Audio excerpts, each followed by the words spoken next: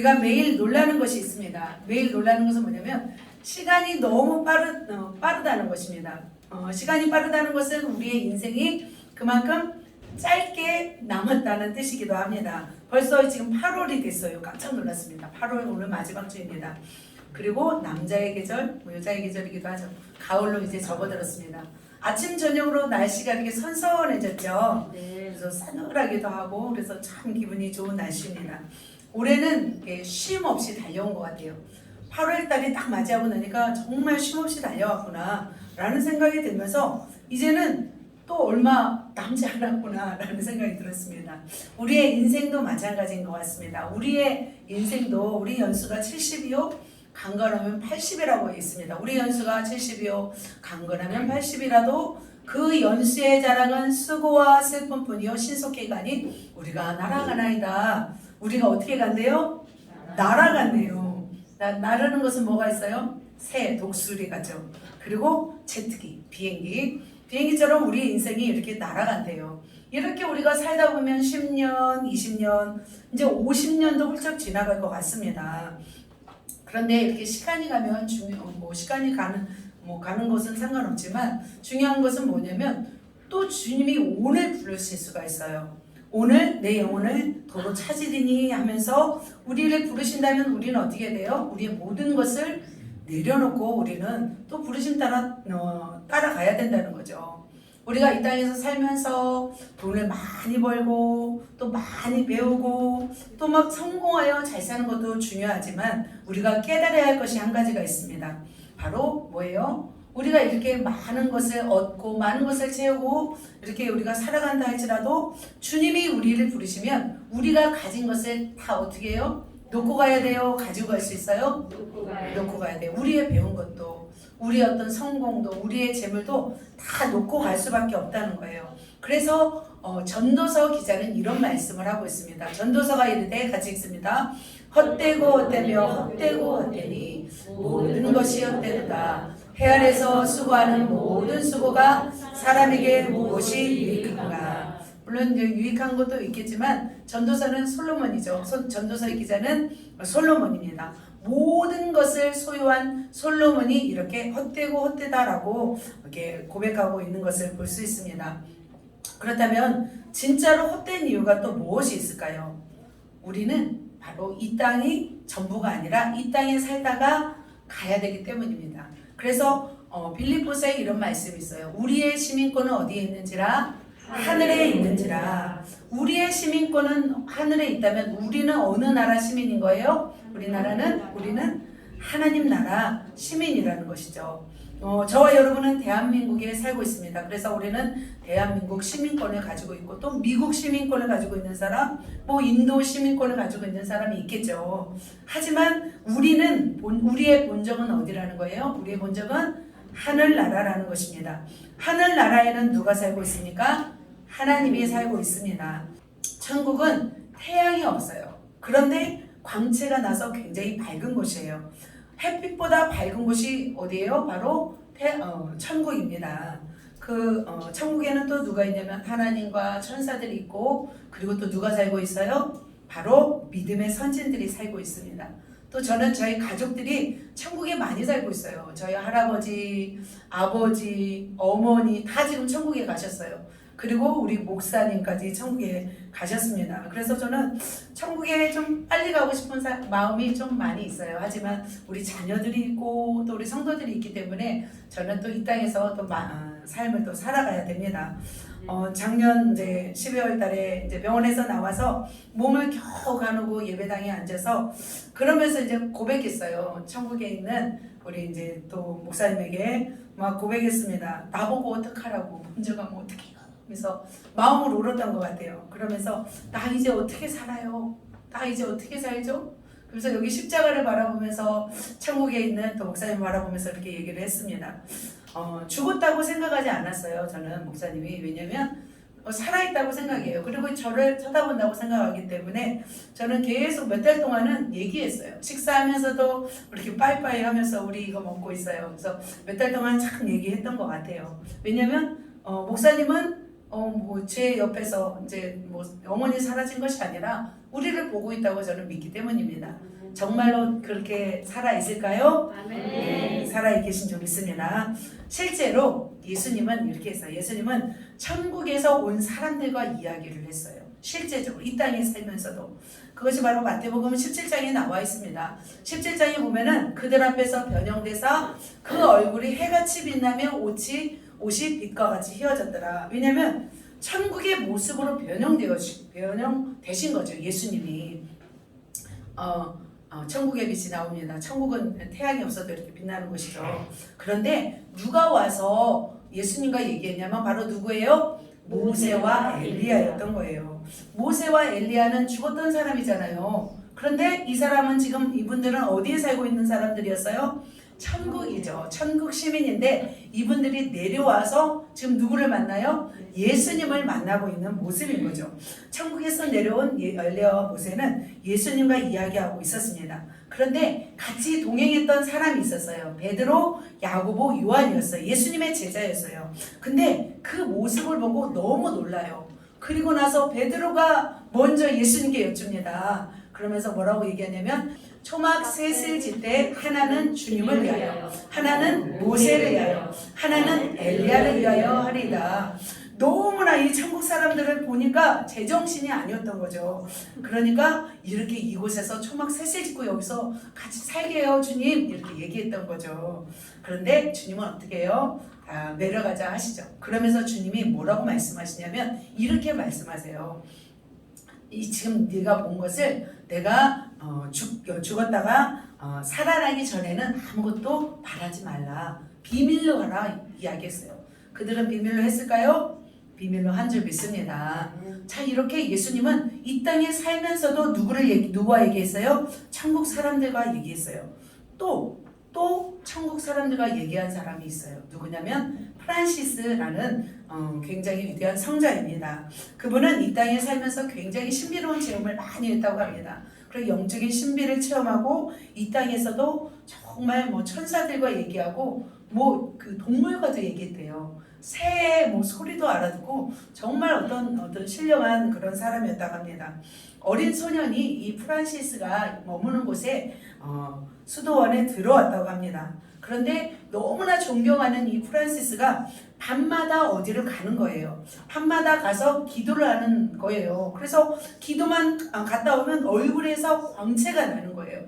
그래서 이 소년이 정말 이 프란시스를 한번 만나야겠다. 어떻게 기도하는지 봐야겠다 하고서 프란시스 발에 밧줄을 묶었대요. 자기 발에 밧줄을 묶고 그리고 일어날 때 자기도 깨어야지 하고 그렇게 했다고 합니다. 어느 날 정말 또 프란시스가 깨어나더래요. 깨어나서 정말 이렇게 일어나서 밧줄을 풀고 가시는 모습을 보았다고 합니다. 그래서 이 소녀는 프란시스가 가는 길을 몰래 따라갔다고 합니다. 그런데 그곳에서 산속 깊은 곳에서 프란시스가 기도를 하고 있더래요. 기도를 하는데 주위에 온갖 빛들이 가득하게 비추기 시작했대요. 그 속에서 놀라운 광경을 봤는데 어떤 광경을 봤냐면 바로 그 속에서 누구하고 이야기하는 걸 봤대요. 가만히 보니까 누구였냐면 천국에서 온 사람들이었대요. 마리아, 세례 요한, 사도 요한, 그리고 천국에서 온 시민들과 이 프란시스가 이야기를 하는 것을 보았대요. 그리고 주위에는 뭐가 있었냐면 천사들이 가득 있었대요. 그래서 소녀는 어떻게 했을까요? 그 모습을 보고 여러분은 어떻게 했을 것 같아요? 어떠하셨을 것 같아요? 소녀는 그 광경을 보고 그 자리에서 쓰러져서 기절을 하고 말았대요. 그런데 프란시스가 기도를 다 마치고 나서 다시 집으로 돌아오는 길에 소년이 쓰러져 있는 것을 발견한 거예요. 그러자 어떻게 했냐면 그 소년을 데리고 이제 왔대요. 그리고 나서 프란시스가 이렇게 얘기했다고 합니다. 내가 살아있는 동안에는 이 일을 비밀로 하라 라고 했대요. 그래서 프란시스가 살아있는 동안에는 이 일들이 밝혀지지 않았대요. 그런데 나중에 이제 프란시스가 이제 죽고 나서 나중에 책에 기록되었고 그런 일들이 있었다는 것을 밝혀졌다고 합니다. 믿습니까? 아멘. 지금도 우리가 영의 깊은 곳으로 들어가고 정말 얼른 신령한 어떤 주님과의 깊은 체험을 하게 되면 우리가 주님을 만날 수 있고 때로는 천국에서 온 사람들 천사들도 만날 줄 믿습니다. 자, 에녹은 어떻게 했어요? 에녹은 300년간 주님과 동행했어요. 그리고 어떻게 살았어요? 300년간 주님과 동행하고 살아서 천국에 간 사람이에요. 엘리야도 마찬가지죠. 엘리야도 이 땅에 살다가 죽었어요? 안 죽었어요? 죽지 않고 천국에 갔던 사람입니다. 여러분도 그렇게 살기를 원하십니까? 아멘. 저도 그렇게 살기를 원합니다. 그렇다면 천국에서 온 사람들이 이렇게 빛이 났는데 과연 천국은 어떤 곳일까? 잠깐 말씀드리도록 하겠습니다. 천국은 자, 한번 같이 마태복음 11장입니다. 시작. 세례 요한의 때부터 지금까지 천국은 침노를 당하느니 침노하는 자는 빼앗느니라. 이렇게 말씀하고 있습니다. 천국은 정해져 있는 것이 아니에요. 너는 천국을 가야 되고 너는 지옥 가라. 이것이 정해져 있는 것이 아닙니다. 우리는 모르는 거죠. 내가 천국을 갈지 지옥을 갈지 모르는 거죠. 하지만 주님의 부르심 따라 나아간다면 주님께서 인도하실 가운데 구원을 받습니다. 그래서 구원받는 하나님의 사람들이 구원을 이루며 성화를 이루며 또 침노하는 곳이 바로 어디냐면 천국입니다. 그런데 천국에 간 사람들은 이렇게 많이 간증을 들어보잖아요. 그런데 천국에 간 사람들은 이 땅에 오고 싶어 해요? 안 오고 싶어 해요? 안 오고 싶어 한대요. 오고 싶은 사람이 있대요. 오고 싶은 사람은 어떤 사람일까요? 천국에 집이 없는 거예요. 그죠? 상급이 없는 거예요. 그러면 이제 정말 와서 내가 진짜 상급을 받기 위해서 가겠다 하는 사람도 설마 한 사람 정도는 있겠죠. 그런데 정말 가고 싶다 하는 사람은 그곳이 천국이 아닌 거라고 생각이 듭니다. 그래서 주님께서 이렇게 얘기한대요. 그 천국에 온 사람들이 막 주님께 막 부탁을 한대요. 나 조금만 더 있다 가면 안 돼요? 라고 막 부탁을 한대요. 가야 될 사람이라면. 근데 주님은 딱 그렇게 얘기한대요. 더 있다 보면 너는 가고 싶지 않는단다. 그래서 지금 가야 한단다 라고 말한 곳이 천국이래요. 그래서 천국은 너무나 좋은 곳이고 영원히 머물고 싶은 곳이 어디냐면 바로 천국인 줄 믿습니다. 네, 천국 뭐 찾아보니까 많지 않은데 이런 그림이 있더라고요. 그래서 저런 곳이 천국이 아닐까 생각이 들었습니다. 인간의 언어로 이 땅의 언어로 형용할 수 없는 바로 아름다운 곳이 어디냐면 바로 천국입니다. 천국은 질투, 시기가 없대요. 천국에는 오직 뭐만 있냐면 사랑만 있다고 합니다. 그리고 각종 아름다운 꽃과 과일과 식물들이 있고 그래서 정말 그것을 먹으면 상쾌하고 또 귀한 맛을 느낄 수가 있대요. 예전에 제가 성남에 있을 때 한 친구가 천국을 이렇게 갔다 오는 친구가 있어요. 근무력증이 있는 친구인데 근데 그곳에 가서 아이스크림도 먹고 왔다 이런 얘기도 하더라고요. 너무나 맛있고 너무나 상쾌하대요. 그런데 천국에서의 과일과 천국에서의 음식을 먹고 나면 그것이 어떻게 되냐면 몸에 기공으로 해서 이렇게 날아가 버린대요. 그래서 천국은 뭐냐면 화장실이 없어요. 이 땅에서는 화장실 있잖아요. 배출을 해야 되잖아요. 근데 천국은 대변도 안 놓고 소변도 안 놓는데요. 그래서 그 땅은 화장실도 없다고 합니다. 편하겠죠. 굉장히 편하겠죠. 그리고 천국에서는 새로운 이름들이 있대요. 여기서는 지혜야, 혜리마 이렇게 그 아버님이 우리의 부모님이 지어주신 이름이 있잖아요. 근데 천국에는 새로운 이름이 있대요. 누가 지어준 이름이에요? 하늘 아버지가 우리 각자마다 다 이름을 지어준대요. 그래서 천국의 이름이 뭔지 참 궁금하게 되었습니다. 그리고 지상에서의 어떤 이름이 아니라 어떤 특별한 이름을 가진다고 합니다. 지금 부르는 이름은 천국에서 같을 수가 있고 다를 수가 있다는 거죠. 그렇습니다. 천국은 그런 곳입니다. 천국의 거리는 또 어떤 거리냐면 잠시 또 말씀드립니다. 제가 그때가 북일교회에 있을 때 제가 어떤 부교자 사모였을 때 그때 하나님이 보여준 것이 하나 있었어요. 그때 가장 힘들었을 때였던 것 같아요. 제가 예수를 믿고 정말 신앙생활하고 믿음으로 살기가 굉장히 힘들었을 때예요. 어느 날인가 제가 새벽에 깨가지고 다 교회를 갔는데 새벽 3시인 거예요. 이런 적도 있었어요. 제 정신이 아니었던 것 같아요. 너무 하나님을 갈망하고 소망했던 그런 시간이었습니다. 그런데 가장 힘들 때 저를 어떻게 했냐면 제가 누워있는데 제가 일어나는 거예요. 몸이 그대로 둥둥둥 떠더니 천장을 뚫더라고요. 천장을 뚫고 올라갔는데 딱 어느 곳에 딱 도착을 했어요. 근데 그곳이 깔끔했어요. 길이 너무나 깔끔했고 정돈되어 있었어요. 정돈되어 있고 근데 그곳에서 뭘 봤냐면 제가 이제 좋아했던 것들이 있어요. 그곳에 악기가 있는 거예요. 기타가 있고.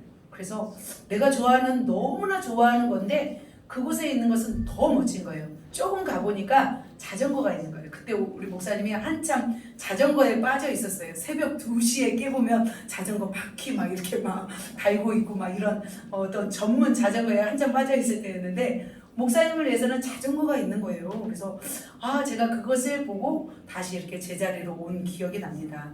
이제 저는 어떤 낮은 곳이겠죠. 그 천국이. 하지만 천국길은 황금길로 되어 있다고 말하고 있습니다. 그리고 천국에서는 어떤 공간이 다른데 어떻게 다르냐면 각 사람마다 영적인 진보와 영적인 단계가 있어요. 각 사람의 영광스러운 모습이 다 다르다고 합니다.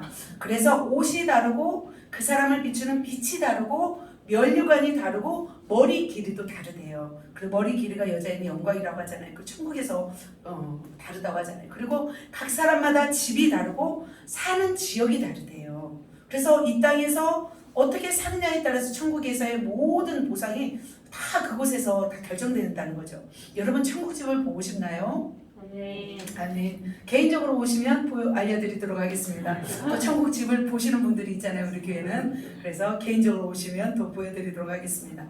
그래서 우리의 영적 진보와 우리 영적 단계, 우리 이 땅에서 상급에 따라서 사는 곳이 다르다고 합니다. 이 땅에서 사는 동안에 더 주님을 닮고 그리고 주님을 위해서 생명을 걸고 충성한 사람들은 더 어떤 곳으로 갈까요? 주님의 보좌가 있는 가까운 곳으로 더 넓은 집으로 갈 줄 믿습니다. 그런데 높은 곳에 사는 사람 그 빛이 다르다고 했잖아요. 낮은 곳의 사람은 또 빛이 또 약간 강도가 다르다고 했잖아요. 그래서 높은 곳에 있는 사람이 낮은 곳으로 올 때는 빛이 강도가 다르니까 어두우면 불안해질 거 아니에요. 그런데 영적 가림이 있대요. 그래서 높은 곳에 있는 사람이 낮은 곳으로 가도 그게 불안하지 않대요. 또 낮은 곳에 있는 사람들이 빛의 강도가 약한데 높은 곳에 계신 분의 빛은 강하잖아요. 그런데 올라갈 때는 그 영적 가림이 있어서 결국 견딜 수 있다고 합니다. 그리고 천국에서는 텔레파시로 이야기하기도 한대요. 그리고 천국에는 어떤 거리관념이 없대요. 거리관념이 없어서 우리는 기차를 타고 가야 되고 버스를 타고 가야 되지만 거기서는 순간 이동이 가능하대요. 예수님이 그랬잖아요. 예수님이 벽을 뚫고 또 이동해서 오셨잖아요. 또 갈릴리로 가실 때도 순간 이동하셨잖아요. 엠마오로 가는 두 제자 옆에서도 예수님이 가다가 갑자기 사라져서 어디로 왔어요? 제자들이 있는 곳으로 온 것을 볼 수 있잖아요. 마찬가지예요. 우리가 천국에 가면은 그렇게 가능할 수 있다고 합니다. 천국에서는 다른 지역에 있는 성도들을 보기 위해서는 원하잖아요. 순간 이동할 수 있는 것이라고 합니다. 그런데 높은 곳에 살든지 좋은 집에 살든지 나쁜 집에 살든지 나쁜 집은 없죠. 하지만 그곳에서는 시기 질투가 없대요. 서로 교만하지 않고 서로를 또 감사하고 사랑하는 그런 사랑만 있다고 합니다. 그리고 그곳에서는 끊임없이 하나님을 찬양하고 모든 그곳에 있는 모든 존재들이 다 하나님을 찬양하는 곳이라고 합니다. 여러분 그곳에 가고 싶습니까? 네. 가게 될 줄 믿습니다. 가게끔 하도록 하겠습니다. 사도 바울은 이렇게 이런 셋째 하늘에 올라갔어요. 그러면서 천국을 체험했어요. 그래서 말로 형용할 수 없는 이 천국을 경험한 후에 하나님은 어떻게 했어요? 너무나 교만하지 않도록 자고하지 않도록 몸에 가시를 주었다고 합니다. 그리고 이 땅에서 살아가는 동안에 사도 바울이 이 천국을 잊었을까요? 결코 잊지 않았어요. 왜냐하면 천국을 잊지 않았기 때문에 그가 감옥에 갇혔잖아요. 감옥에 갇혔어도 신라와 함께 또 찬양을 하잖아요. 매를 맞았어도 그는 불평했어요? 아니에요. 죽음을 무릅쓰고 사명을 위해서 달려갔어요. 왜 그랬냐면 그는 이 땅의 고난이 장차 그에게 임할 영광과 좋게 비교할 수 없음을 알았기 때문인 거죠. 그래서 이 땅에서의 고난도 감당하였던 거죠.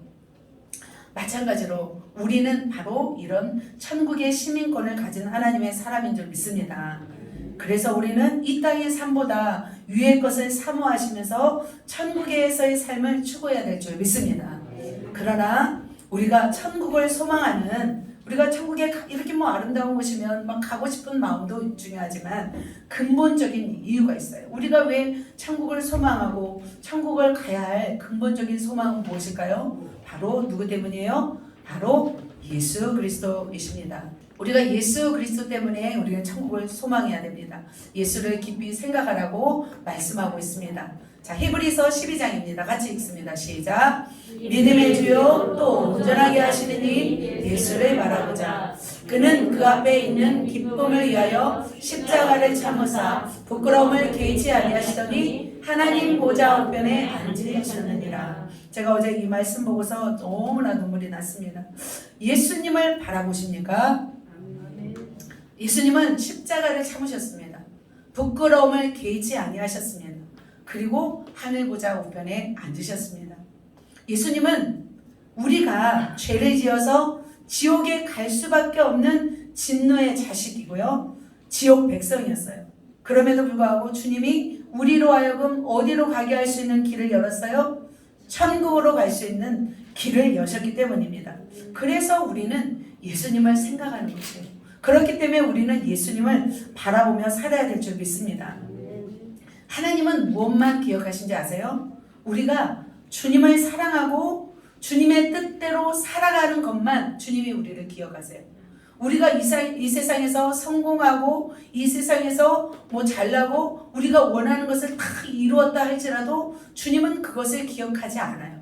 주님은 우리를 기억하는 모습은 주님을 사랑하고 주님의 뜻대로 순종하며 사는 것만 주님이 기억하신 줄 믿습니다. 그래서 우리는 이 땅에 살아가는 동안에 주님 만날 날을 사모하고 또 그래서 주님을 기다리며 살아가는 것이 우리가 이 땅에서 살아가는 목적인 줄 믿습니다. 아멘이십니까? 아멘. 아멘.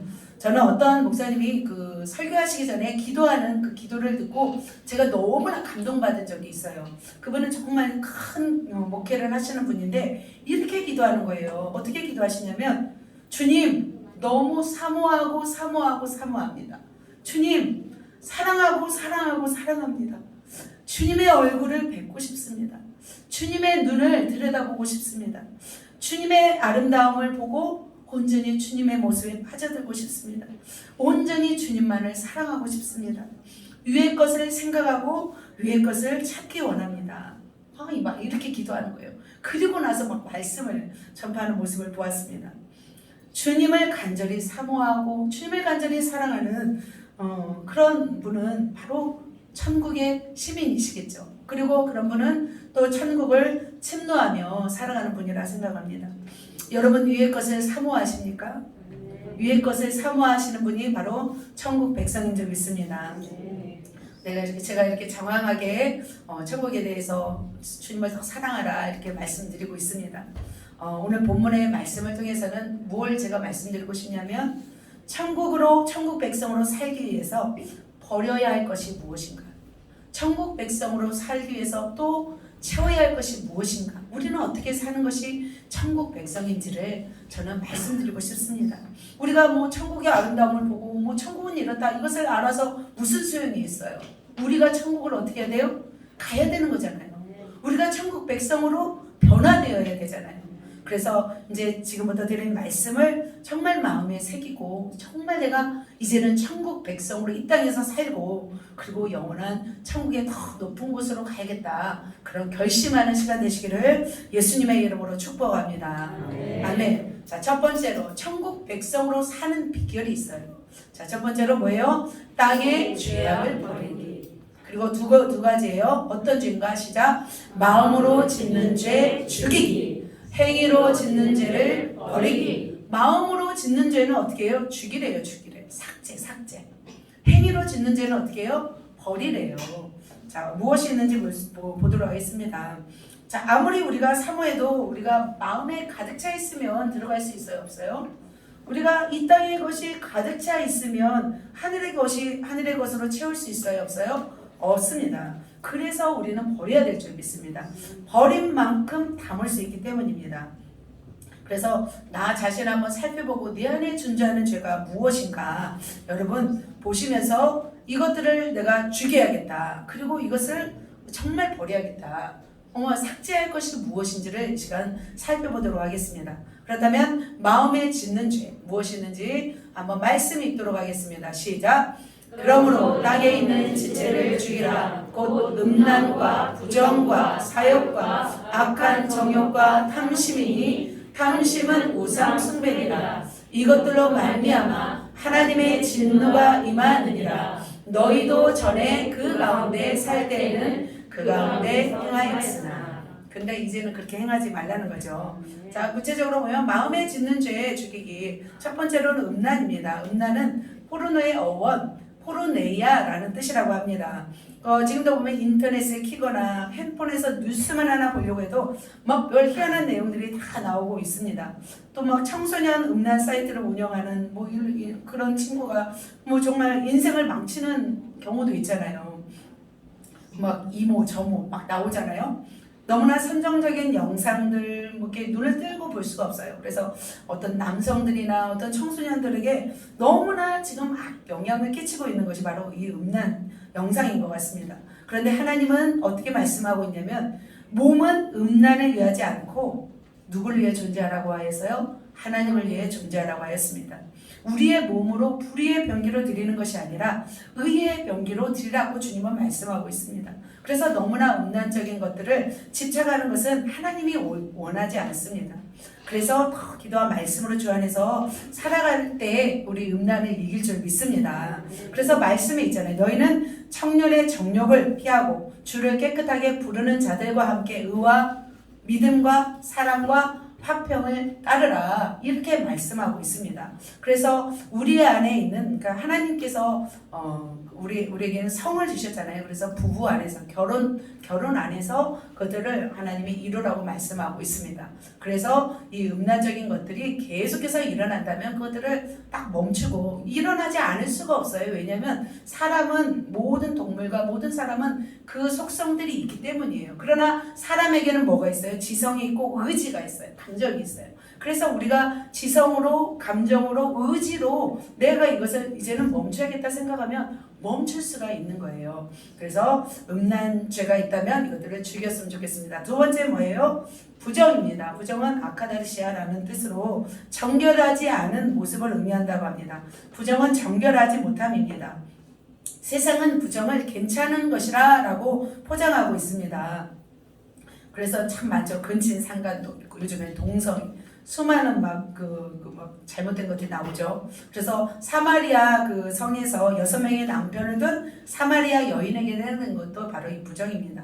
민수기 19장에 보면은 하나님을 원망하고 반역하던 많은 사람들이 죽임을 당했어요. 그래서 하나님이 뭐라고 말씀하시냐면 이스라엘이 완전히 부정하게 되었다라고 말씀하시면서 그들을 정결케 하기 위해서 부정을 씻는 물을 주시는 것을 볼 수가 있습니다.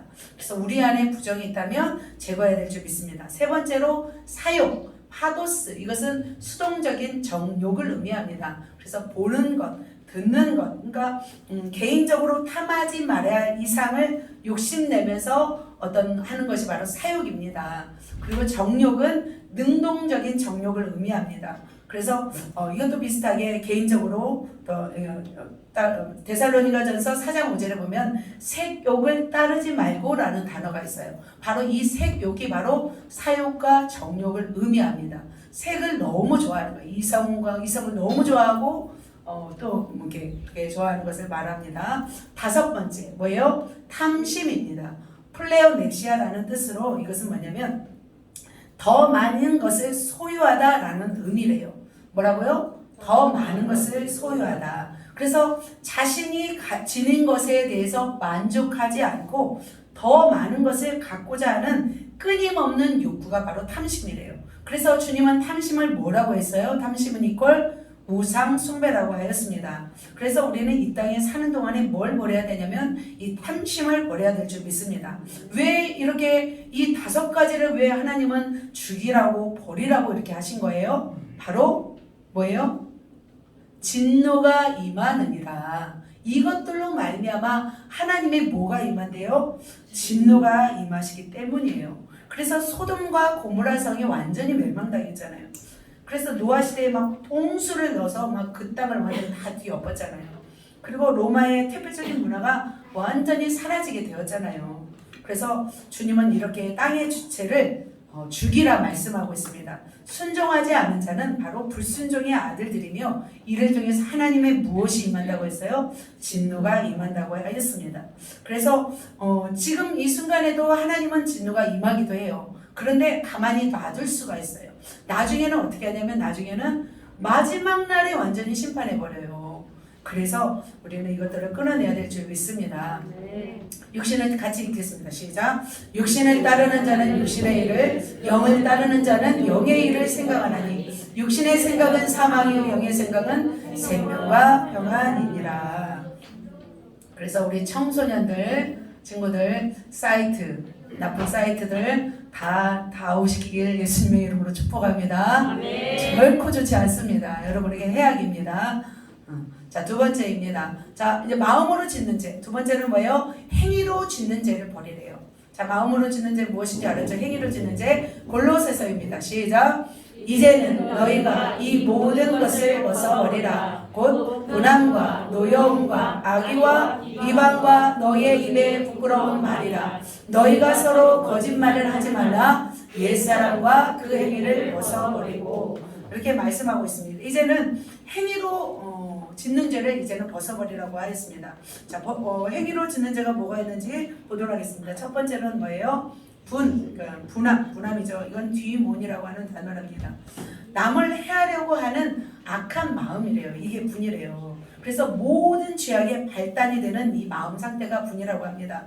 그래서 막 분하다 막 하잖아요. 물건을 막 던지고 깨 부수고 난리를 쳐도 막 분이 안 풀리는 사람이 있잖아요. 그것이 바로 분이라는 거예요. 막 실컷 욕하고 막 때리고 그래야 막 분이 풀리는 사람이 있나요? 여러분도 그런 적이 있나요? 그러니까 분이 쌓여 있으면 안 되는 거죠. 그래서 어떻게든지 이 분을 풀려고 막 하는 거죠. 하지만 이 분이 죄악의 발단이 되는 거죠. 분을 풀고 나면 뭐 개운한가요? 이제 개구리는 죽어나죠. 분을 당한 사람은 다 죽어나고 있습니다. 이 분을 사람에게 풀지 마시고 차라리 그 막 나무에게 푸시면 좋겠어요.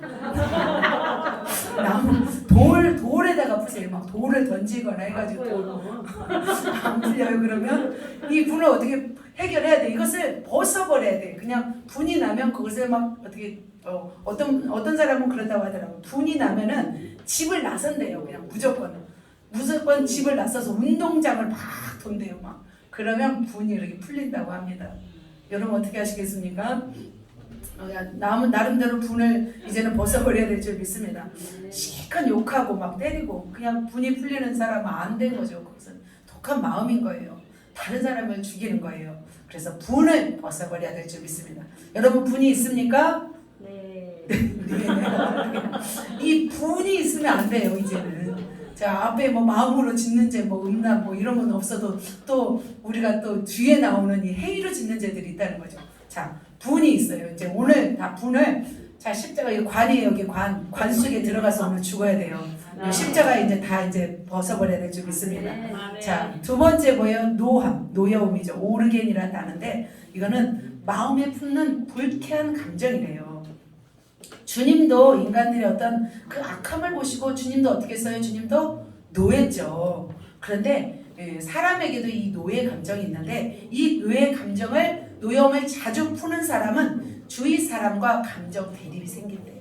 그래서 정말 주위 사람과 많이 감정 대립이 일어나는 사람들의 특징을 보면은 뭐가 있는 거예요? 그 사람에게 노가 많은 거예요.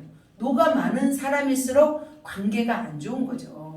사람들이 다 외면하는 거죠. 그래서 내 안에 지금 노가 있나? 그러면 사람들이 나를 안 좋아하겠구나 생각해야 돼요.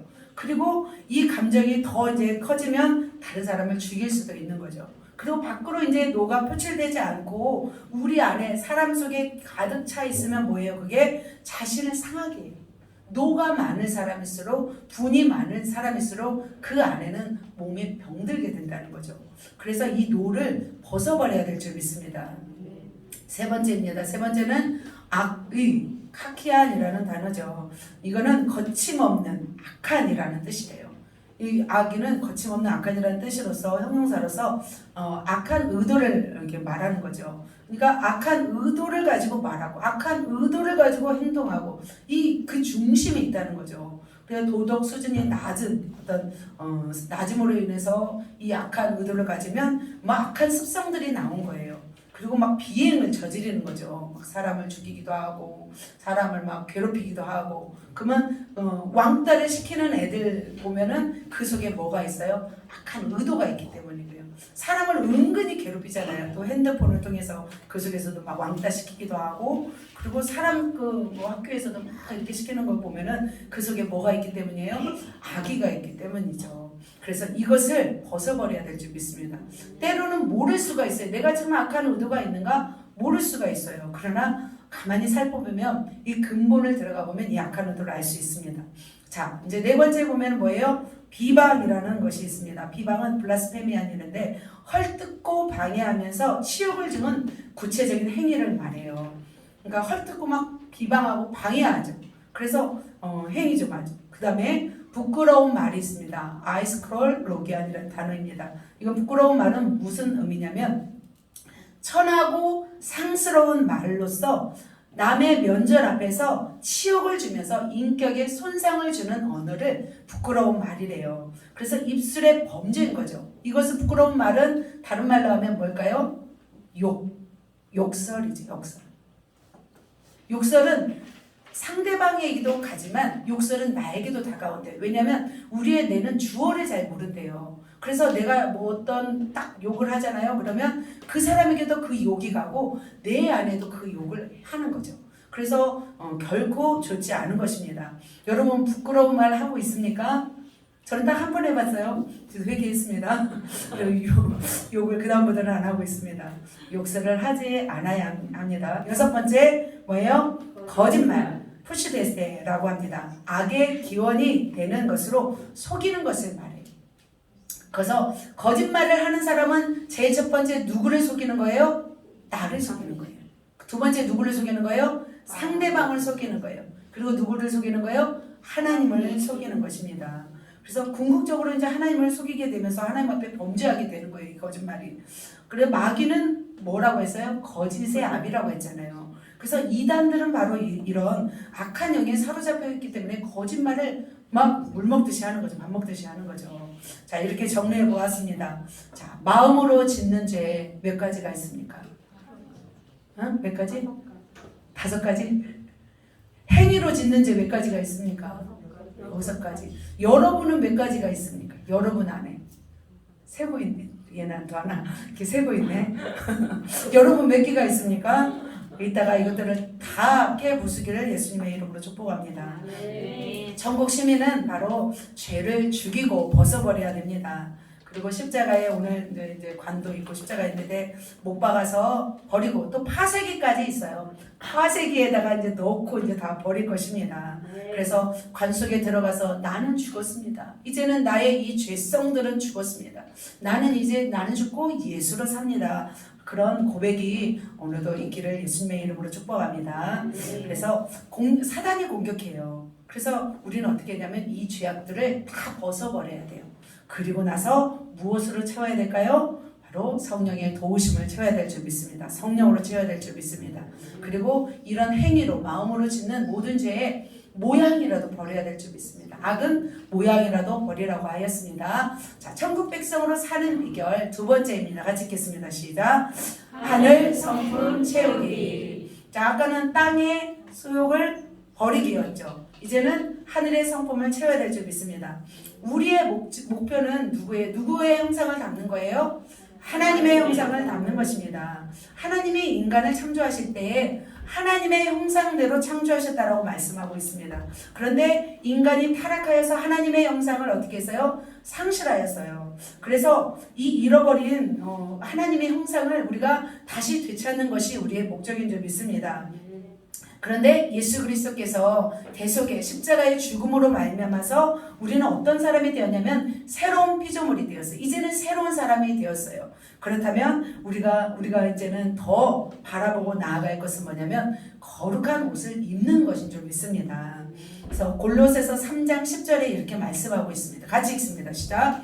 새 사람을 입었으니 이는 자기를 창조하신 이의 형상을 따라 지식에까지 새롭게 하심을 입은 자니라. 우리는 이제는 하나님의 형상을 따라 새롭게 하심을 입은 자라고 성경에 말씀하고 있습니다. 그래서 이제는 우리는 누구를 닮아가야 되냐면 주님을 닮아가야 될 줄 믿습니다. 그러면 주님의 형상, 주님의 모습은 어떤 모습이 있을까요? 골로새서 3장입니다. 그러므로 너희는 하나님이 택하사 거룩하고 사랑받는 자처럼 시작. 긍휼과 자비와 겸손과 용서와 오래 참음을 못 입고 이렇게 말씀하고 있습니다.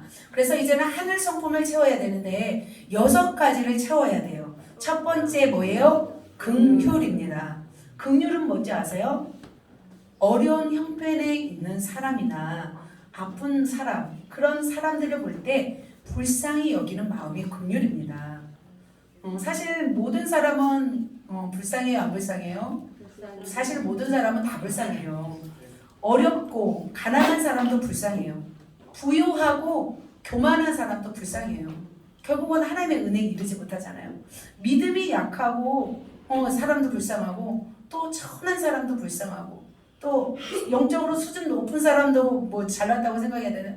그 수준 높은 데까지 이르기까지 얼마나 많은 고난을 겪는지 모릅니다. 그래서 사실은 우리 모두는 다 불쌍한 존재들이에요.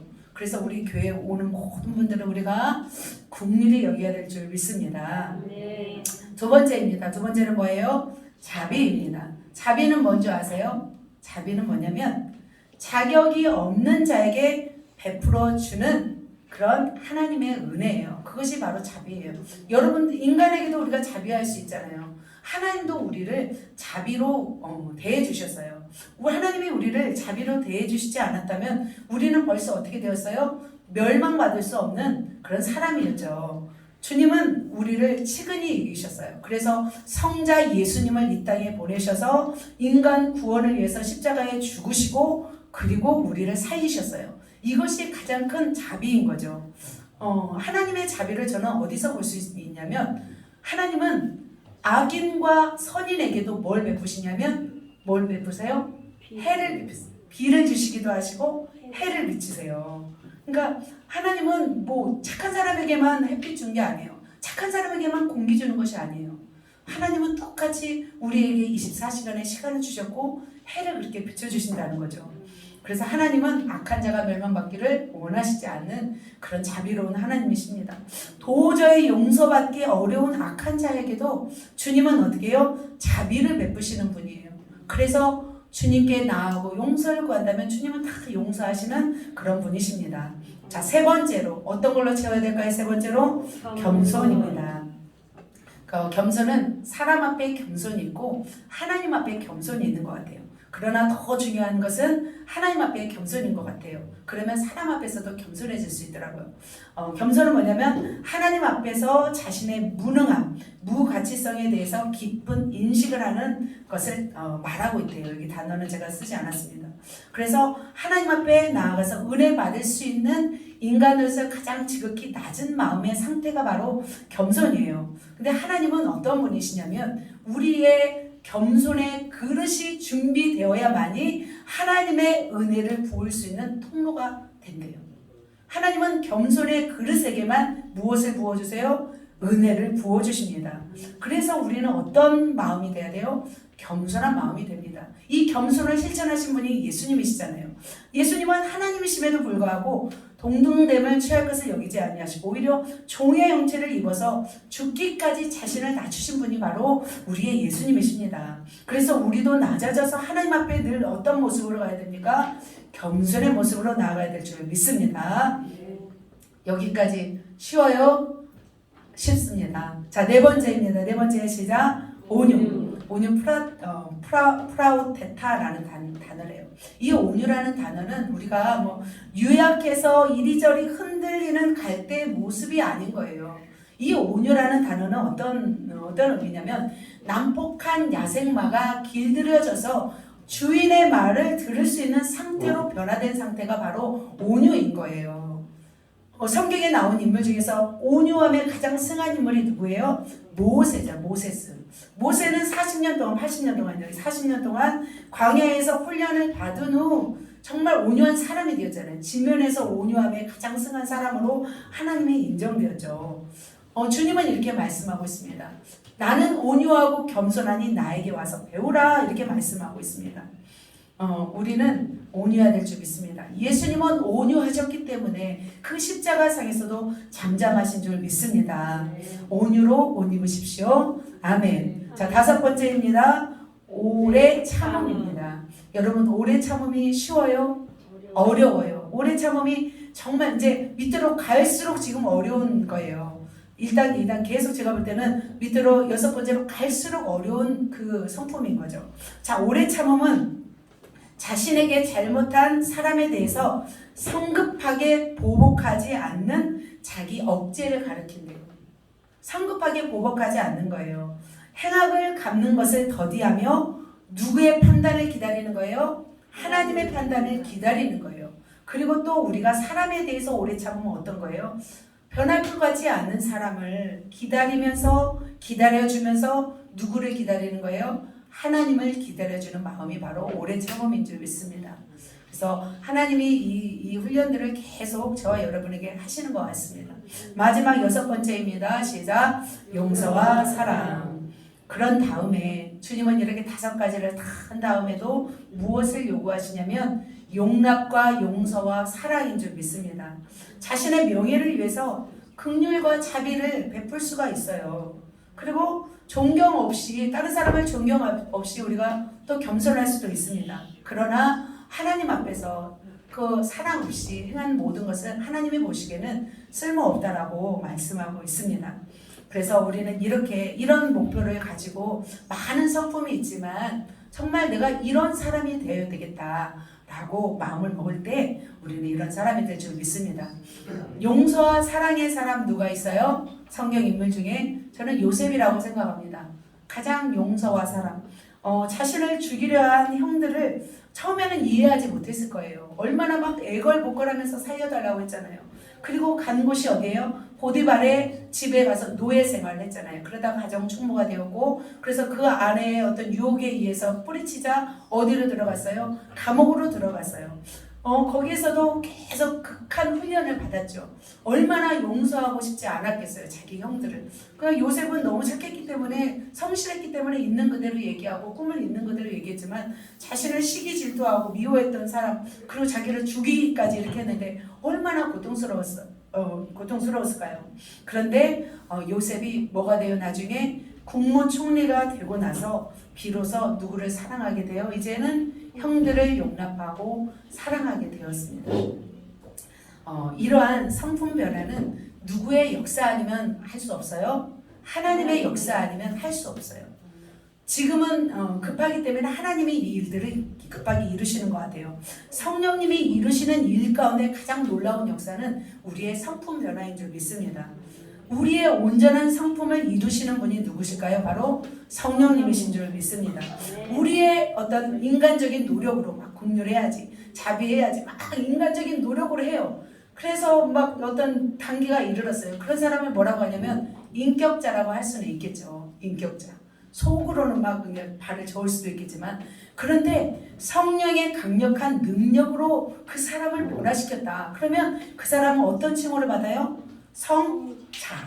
여러분, 인격자가 좋습니까? 성자가 좋습니까? 성자. 우리는 성도는 바로 성자인 거죠. 우리는 우리의 힘과 또 어느 정도는 노력해야 할 것은 해야겠지만 정말 더 원하는 것은 하나님 앞에 겸손히 낮아져서 하나님이 이런 사람이 되기 원합니다. 우리 교회는 또 파세가 있잖아요. 성품 파세. 그리고 또 힘있는 임파테이션이 있기 때문에 하나님은 뭘 원하시냐면 내가 이런 사람을 원합니다 할 때 하나님 이렇게 만들어줘요. 나 원치 않아요. 그냥 내 멋대로 분내고 이렇게 살 거예요. 그래야 강해 보이잖아요. 이러면 절대 안 변해요. 그러나 하나님 정말 이렇게 변하고 싶습니다. 내가 천국 사람처럼 이런 사람이 되기 원합니다. 라고 소망하면 이런 게 이제는 완전히 이런 사람으로 변해요. 그래서 천국에서 인정받는 사람은 얼마나 더 주님의 뜻을 행하였나, 그리고 바로 이런 성품을 소유했냐에 따라서 천국 백성의 더 아름다운 모습으로 인도하실 줄 믿습니다. 그래서 오늘 지금까지는 두 가지였죠. 버리고 채우는까지 있었어요. 버리고 채우고 있으면 그냥 머물러 있는 거잖아요. 그렇다면 또 우리가 머물러 있으면 안 되잖아요. 가야 되잖아요. 자, 천국 백성으로 사는 비결 마지막입니다. 마지막 사는 비결 뭐예요? 좁은 길을 걸어가기. 이제는 비우고 채웠다면 이제는 가야 되는 거잖아요. 근데 어떤 길을 가야 돼요? 좁은 길로 가야 합니다. 좀 싫습니까? 자, 같이 한번 읽겠습니다. 시작. 좁은 문으로 들어가라. 멸망으로 인도하는 문은 크고 그 길이 넓어 그리로 들어가는 자가 많고 생명으로 인도하는 문은 좁고 길이 협착하여 찾는 자가 적음이라. 그렇습니다. 어떤 문으로 들어가래요? 좁은 문으로 들어가래요. 좁은 문으로 들어가면 좁은 길이 있을까요? 넓은 길이 있을까요? 좁은 길이 나옵니다. 그러죠. 자, 좁은 문. 자, 두 길이 있습니다. 넓은 길로는 사람들이 실제로는 똑같아 보이네. 좀 좁게 그렸으면 더 좋은데. 자, 넓은 길이라 생각하세요. 왼쪽은 사람들이 많이 가요. 좁은 길은 한 사람 가네요. 자, 우리는 어느 길로 가야 할까요? 좁은 길로 가야 될 줄 믿습니다. 넓은 길로 가는 사람은 많대요. 생명으로 인도하는 문은 좁고 길이 협착하여 찾는 자가 적다고 하였습니다. 사람들은 좁은 길로 가기를 원하지 않습니다. 좁은 협곡을 따라 가다 보면 문이 나중에는 발견돼요. 그 문은 바로 열면 어떤 문이에요? 천국 문인 거예요. 근데 화려하고 너무 편한 넓은 길로 가고 있어요. 그 어느 순간 다다르게 되면 문이 하나 발견돼요. 어떤 문이에요? 그 문은 지옥 문인 거죠. 그래서 모든 인간은 마지막 때에 문을 발견하게 돼요. 우리가 연수가 70이요, 80이요, 나중에 되면 그 문을 가는데 좁은 길로 간 사람은 천국 문이고 넓은 길로 간 사람은 지옥 문이라는 거죠. 우리는 어떤 길을 선택해야 되겠습니까? 우리는 힘들어도 좁은 길로 가야 될 줄 믿습니다. 저희 이제 저를 인도했던 그 성령기도 원장님이 기도하다 환상을 보았대요. 근데 넓은 길에는 막 흑인들, 백인들 엄청 많은 사람들이 그 넓은 길에서 막 가고 있더래요. 그런데 좁은 길을 보니까 굉장히 적은 사람들이 가고 있더래요. 근데 넓은 길에 가고 있는 사람들을 보는데 많은 교회 성도들도 있대요. 근데 어떤 성도들이었냐면 바로 이런 기복주의 신앙, 축복주의 신앙, 그런 신앙을 막 추구하면서 이 땅에서 막 복만 찾아 헤맸던 사람들이 다녔던 그런 교회, 그런 교단의 사람들이 그 넓은 길에 있더래요. 그런데 성화를 추구하고 거룩을 추구하고 십자가를 지고 달려가는 그 교단의 사람들은 바로 좁은 길에 있는 것을 보았대요. 그래서 십자가 신앙, 회개 신앙 강조한 교단들은 넓은 길이 있지 않고 좁은 길로 가는 것을 보면서 그 원장님이 정말 그런 신앙을 가지라고 저에게 말씀하셨던 것이 생각이 납니다. 그래서 그렇다면 이렇게 좁은 길이 있고 넓은 길이 있다면 우리에게도 이제 좁은 길이 있어야 되지 않을까 생각이 들었습니다. 좁은 길은 그럼 우리에게 어떤 길일까요? 우리가 이제 가야 할 좁은 길은 바로 어떤 길일까요? 우리가 생각해 봤으면 좋겠습니다. 바로 그런 거라고 생각합니다. 세상의 화려함을 뒤로한 채 천국 소망을 가지고 살아가는 자가 저는 좁은 길을 가는 사람이라고 생각합니다. 주님을 사랑하는 사람은 이 좁은 길을 갈 때에 좁다고 생각할까요? 안 할까요? 생각하지 않을 수가 있어요. 그런데 주님을 사랑하지 않고 이 좁은 길을 가려가면 이 좁은 길이 좁다고 생각하겠죠. 힘들다고 생각하죠. 좁은 길을 갈 때 힘들지 않게 가는 방법이 저는 있다고 생각합니다. 예를 들면은 배를 이렇게 항해하는 항해사는 어떻게 그 넓은 바다를 항해하냐면 목표지를 잘 모르잖아요. 근데 목표점을 딱 둔대요.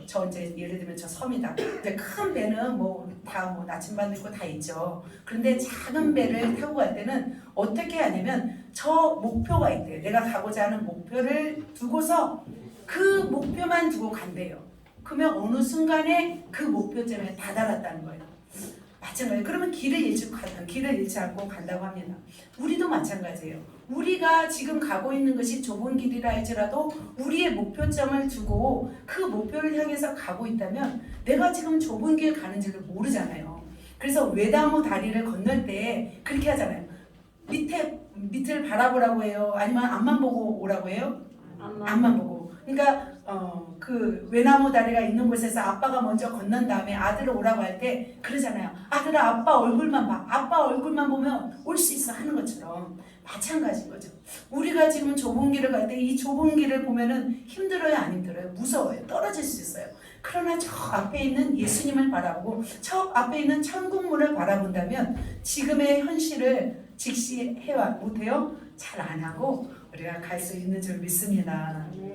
그래서 우리의 목표 대신 예수 그리스도를 바라보시면서 우리가 좁은 문을 갔으면 좋겠습니다. 저는 그렇습니다. 8개월을 제가 쉼 없이 달려왔던 것 같아요. 저는 되돌아보니까 이번 주 한 주간 이렇게 보내면서 이건 정말 기적이구나 라는 생각이 들었습니다. 저는 개인적으로 육체 한계에 다다랐어요. 이제 은하 언니가 또 와서 언니가 보고서 깜짝 놀랐대요.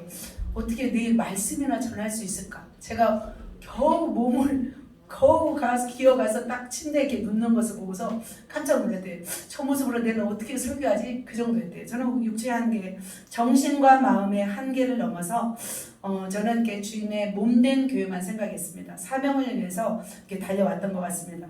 그러니까 매주 2, 3편에 뭐 1시간 분량의 설교가 그냥 나오는 건 아니더라고요. 긴 설교, 매월 치유 집회, 밤 12시까지 금요 제자 훈련, 또 기도회 있고 매주 목요일 전도 행사 가운데 또 막 그 긴장하고 있거든요. 저는. 그리고 이제 대학원 수업까지 이렇게 좀 일주일이 거의 풀이었어요. 여유롭지 않은 어떤 그런 좁은 길이었던 것 같아요. 그렇게 인도하시고 함께 하신 주님이 있었기 때문에, 성령님이 있었기 때문에 저는 어떻게 빨리 이렇게 왔다는 생각이 들었습니다. 그러나 저는 저의 앞에 놓인 길이 이 길과 같이 힘들어도 저는 갈 것입니다. 이보다 덜 힘들어도 저는 갈 것입니다. 같이 가시겠습니까? 아멘. 좁은 길이라도 같이 가시겠습니까? 아멘. 여러분에게 이제 좁은 길이 놓여 있습니다. 어떤 길이에요? 가르치기 위해서 뭐가 돼야 돼요? 제자가 돼야 됩니다. 기도하면서 여러분의 육신의 죄악들을 벗어버리고 자아를 깨뜨려야 하는 그런 좁은 길이 있습니다. 그리고 제자들처럼 뭘 해야 돼요? 전도해야 되죠. 그리고 또 병들에 지친 영혼들을 또 감싸 안고 품고 치유해야 됩니다. 그것이 바로 좁은 길입니다. 주님이 우리에게 부탁하신 일이기 때문에 우리는 몸부림치면서 이 길을 가야 하는 것입니다. 바로 이 좁은 길이 천국 가는 지름길인 줄 믿습니다. 아멘. 우리는 천국 시민이기 때문에 이까이 것 그냥 견디면서 승리하시게요. 할렐루야. 아멘. 말씀을 정리하도록 하겠습니다. 언젠가 우리는 주님의 영광을 보는 날이 올 것입니다. 우리가 다 수건을 벗은 얼굴로 거울을 보는 것 같이 주의 영광을 보며 그와 같은 형상으로 변하여 영광에서 영광에 이르니 곧 주의 영으로 말미암음이니라. 모세는 하나님을 대면하여 이 땅에서 만났습니다. 그 얼굴에서 빛이 났습니다. 스데반은 예수님이 서 계신 것을 보았기 때문에 천사같이 빛이 났습니다. 이 땅에서도 주님의 얼굴을 본다면 더 우리가 주님을 사랑하며 빛나는 삶을 살아갈 줄 믿습니다. 그래서 저는 이 땅에서도 이제는 더 신령한 체험을 해야겠구나라는 생각이 들었습니다. 그래서 여러분 주의 위의 것을 우리가 더 사모하시길 예수님의 이름으로 축복합니다. 그래서 세상 것을 다 버리고 죄를 버리고 더 거룩으로 옷 입기를 예수님의 이름으로 축복합니다. 그러면서 또 우리가 어떻게 해야 되냐면 이렇습니다. 같이 읽습니다. 시작. 하늘에서는 주의 누가 내게 있으리요 땅에서는 주밖에 내가 사모할 자 없나이다. 이 세상에 부귀영화와 권세를 가졌음에도 불구하고 하나님의 아름다움을 보고 사모하였던 다윗의 고백입니다. 다윗은 이렇게 하나님을 사모하며 이 땅 가운데 살았습니다. 사도 바울은 이 세상의 모든 것들을 소유하였지만 그것을 배설물로 여기고 주님을 더 알기를 원하며 살아갔던 사람입니다. 마찬가지로 저와 여러분 우리가 더 갈망해야 할 분은 누구일까요? 바로 예수님이신 줄 믿습니다. 더 예수님을 사랑하시길 예수님의 이름으로 축복합니다. 그러기 위해서 우리가 어떤 길을 가야 돼요? 좁은 길을 가야 될 줄 믿습니다. 아멘. 지난주 제가 이제 우리 성령 캠프 가운데 방언도 열리고 또 치유도 하고 하나님의 음성도 들려주면서 마지막으로 영의 깊은 곳으로 가도록 기도해 드렸습니다. 그런데 이 일을 계속 해야겠구나 마음이 들었어요. 그래서 우리 성도님들이 더 위의 것을 사모하기 위해서는 더 위의 것을 봐야겠구나. 볼 때 더 이 땅에 목매어, 물론 이 땅에서 헌신적으로 살아야겠지만, 그래서 이 땅을 목표로 하는 것이 아니라 그래야도 영원한 천국을 사모하면서 살겠구나 마음이 들었습니다. 여러분 사모하시면서 준비하시면 여러분도 이 땅에서도 주님의 신비한 체험을 할 줄 믿습니다. 아멘. 말씀을 정리합니다. 천국 백성으로 사는 비결 첫 번째, 땅의 죄악 버리기, 하늘의 성품 채우기, 좁은 길 걸어가기. 그렇게 살아가시기를 예수님의 이름으로 축복합니다. 아멘. 가슴에 손을 얹고 땅의 죄를 버리겠습니다.